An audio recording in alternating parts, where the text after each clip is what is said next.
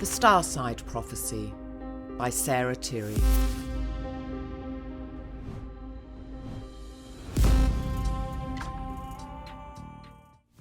Read by the author. Chapter 12. Suite 402. The powder room in the lobby of the Hotel Palacio dell'Oceana smelt chemically fresh due to the attendant spraying the air alternately with mountain rain air freshener followed by summer breeze. Bowls of peach potpourri sat between each of the 4 marble sinks, but one bowl was empty. That was for tips. Maria had been born and raised in Vigo Pontevedra and had worked at the hotel for almost 27 years. The tips she made were small, but she made more money than her sisters, one of whom was a secretary. She had a private space at the back of the powder room where the cleaning supplies were stored, and in it was a chair, a footstool and a little radio. When it was quiet, Maria was able to nap. Eyewitnesses to sudden materializations had to be kept to a minimum, and so Gwendolen materialized in one of the toilet stalls. Gwendolen waited behind the door until the 2 ladies washing their hands left the room, and then she flushed the toilet, opened the door, and quickly left the toilet stall. She walked straight into an employee holding a broom. Both ladies jumped. "Excuse me, ma'am, I did not see you," said Gwendolen in a perfect northern dialect. Maria eyed the woman up and down. She had not seen her come in, which was strange because she usually didn't miss a thing. Definitely not Spanish, she thought. Must be a tourist, and a rich and beautiful one at that. Gwendolen had pulled out a €500 note from the bundle in her purse and put it into the tip bowl that only had a few coins in it. "Thank you," said Gwendolen, moving by Maria and walking out into the lobby. Maria watched her leave with an open mouth. She then grabbed the banknote before anyone saw the money or her tears.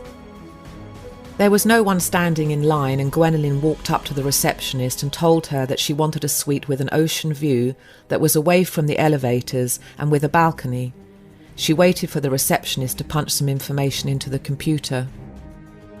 "The only room we have available, mademoiselle, is a honeymoon suite.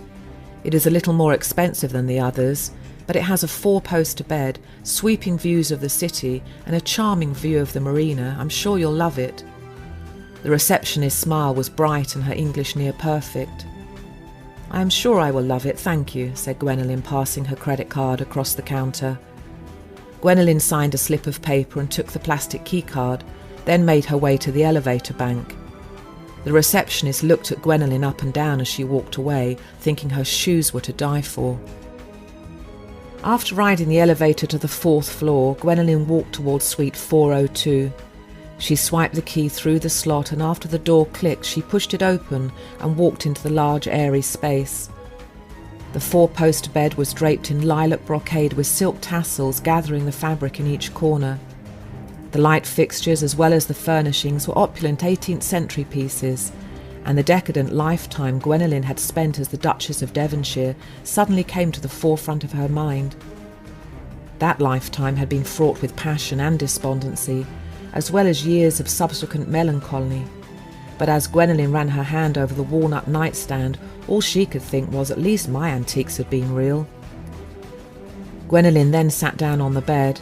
"Ah, the memory foam of a modern mattress, thank you, Jesus," she said out loud as she remembered her horsehair mattress of old.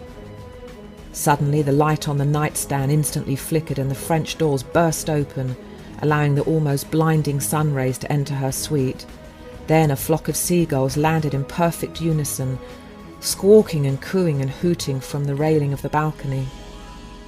Melchizedek had apparently decided to acknowledge his dispenser's tribute, which made Gwendolen smile, but she did not want to encourage the godson. The last time she was on a mission and he had become a little too playful, she had become very distracted. Gwendolen picked up the room service menu, going straight to the dessert selection. She was ready for a cup of coffee and some sweet sticky calories. It would have to be delivered the old-fashioned way, which was a bit of a drag, but she had long accepted that while in the physical, the powers she took for granted Starside were non-existent. It always tickled her to know that those returning home were going to be in for a hell of a shock when they realised the extent and potential of their true being. Gwendolen picked up the phone next to her bed and dialed room service. She asked for a pot of coffee and a slice of turon, her favourite nougat dessert.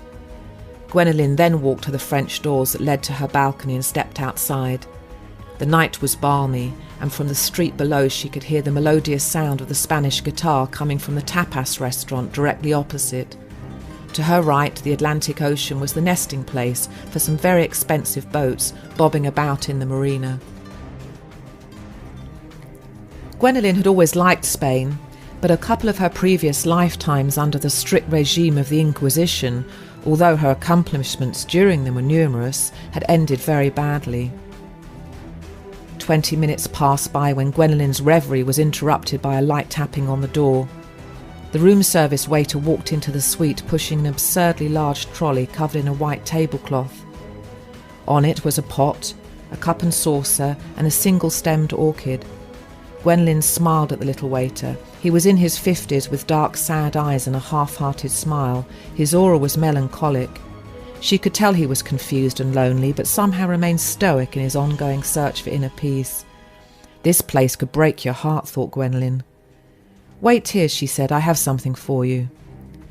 The waiter had his hands clasped behind his back and his chin tilted downward, the uniform stance for someone who depended on tips.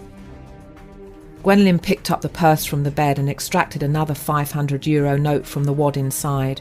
She walked back over to the waiter, who was still hovering by the door, and handed him the money. "Thank you, my friend." The waiter recognised the purple note immediately and looked at Gwendolen questioningly. She winked at the little man and he bit his lip through a smile. He then stuffed the money into his top pocket, making sure it was pushed well down.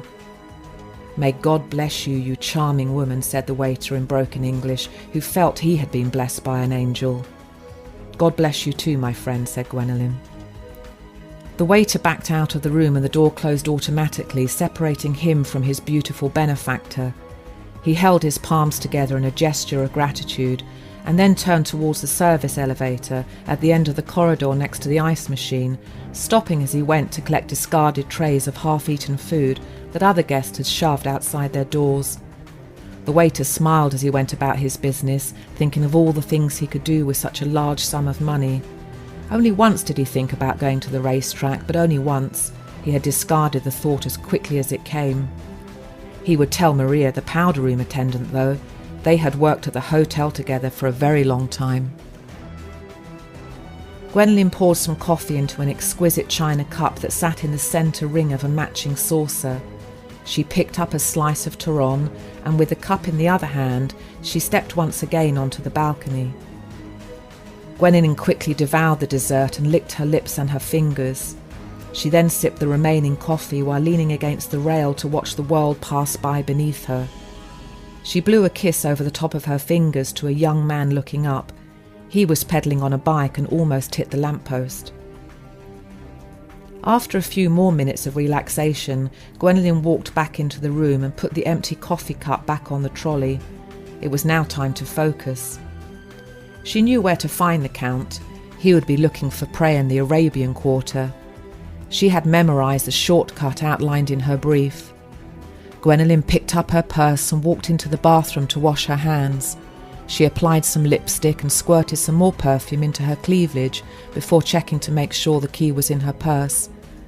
Gwendolen then put the "Do Not Disturb" sign on the door handle and walked towards the elevators, hoping that within the hour she would be back Starside, cozying up to Justinian, who was waiting for her.